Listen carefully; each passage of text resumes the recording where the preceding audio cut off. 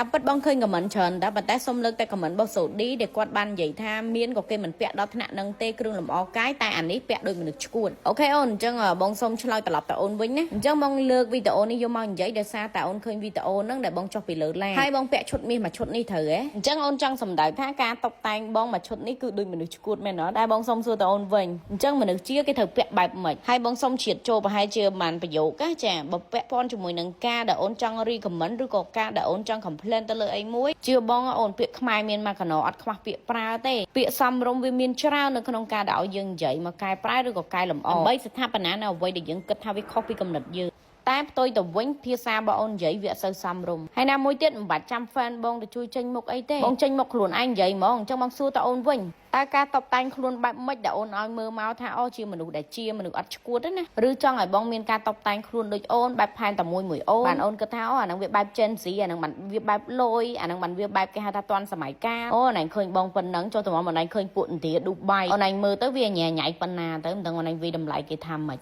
ធម្មតាពេលខ្លះជាអារម្មណ៍របស់យើងណាអូនការស្លៀកពាក់មួយចំនួនគឺជាអារម្មណ៍របស់គេចំណង់ចំណូលចិត្តរបស់គេប៉ុន្តែថាទៅក៏វាមិនមែនជាចំណង់ចំណូលចិត្តរបស់បងដែរអាពាក់គ្រឿងធំធំធ្ងន់ធ្ងរហ្នឹងគ្រាន់ថាពេលខ្លះទៅធ្វើជ្រុលដៃទៅហើយក៏ពាក់ទៅណាហាពេលដែលបងតែងខ្លួនធម្មតាហៅតែកវលមកគូពាក់គ្មាននេះអូនដូចអត់មានចូលមកខមមិនតែសើបងសោះណាអត់មានខមមិនថាអូជាជីសិតរយឡាំបោអីតែងខ្លួនពាក់ខោអាវជុំការរោប4 5រៀលអត់ដែរឃើញអូនចូលមកខមមិនអីសោះតែគ្រាន់តែថាមើលទៅតំណងគេខមមិនថែមថយតាមគ្នាអូនលេងលះយកហ្មងសិតមនុស្សឈួតអូនបើថាអូនឯងដៃក៏មិនទៅសើបងតែមួយម៉ាត់ពេលដែលបងពាក់អាវធម្មតាចេះក៏បងអស់ចិត្តដែរមែនតាទេបងមិនមែនថាមិនទទួលយកការរិះគន់ទេណាអូនប៉ុន្តែគាត់ថា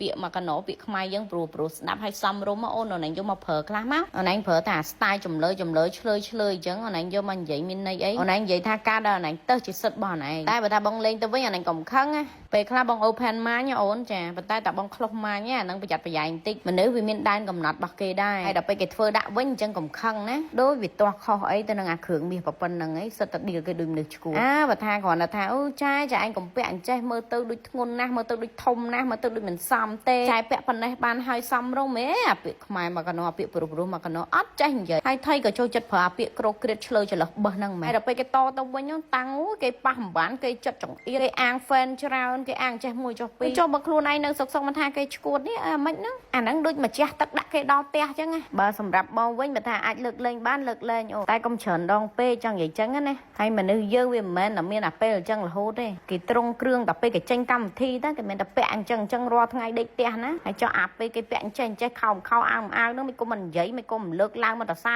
ផងទេមិនស្រួលឯងពាក់អញ្ចឹងមើលងាយឯងទៀតលក្ខណៈថាម្ចាស់ brand ប៉ុណ្ណាប៉ុណ្ណីឲ្យលុយសវលលៀនហើយទៅពេលពាក់ខោអាវចេញមក5 6រៀលពេលខ្លះអញ្ចឹងដល់គ្នាពេលខ្លះអាចថាធ្វើអីក៏មិនត្រូវចិត្តធ្វើអីក៏ខុសចាអញ្ចឹងហើយកែប្រែឡើងវិញណាអូនចាអរគុណច្រើនខ្មែរស្រឡាញ់ខ្មែរ